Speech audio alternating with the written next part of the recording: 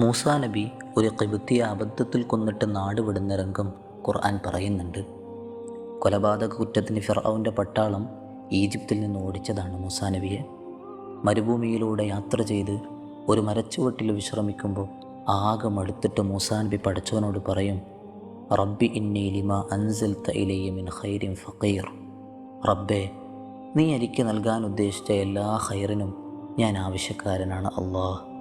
വെറും ഒരു പിടികിട്ടാ പുള്ളിയായിട്ട് നാട് വിട്ട മൂസാ നബിക്ക് താമസിക്കാൻ വീട്, ഇണ, ജോലി ഒക്കെ അതിനുശേഷം ലഭിക്കുകയാണ്. നബുവത്തും അത്ഭുതവടിയും ഒക്കെ പിന്നീടാണ് ലഭിക്കുന്നത്. എന്തു മാറ്റാണല്ലേ!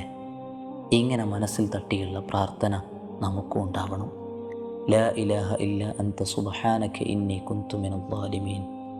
യൂനുസ് നബി മത്സ്യവയറ്റിൽ നിന്ന് രക്ഷപ്പെടാൻ കാരണമായ ദുആയാണിത്. നമുക്കും പഠിച്ചു ചൊല്ലാം. മുത്തുനബി സല്ലല്ലാഹു അലൈഹി വസല്ലം തങ്ങൾ പറഞ്ഞു, അദ്ദാലു അലൽ ഖൈരി കഫാഇലിഹി. ഒരു നന്മയായ കാര്യം എത്തിച്ചു കൊടുത്ത് അതവർ ചെയ്യുമ്പോൾ അതേ പ്രതിഫലം നമുക്കും ലഭിക്കും.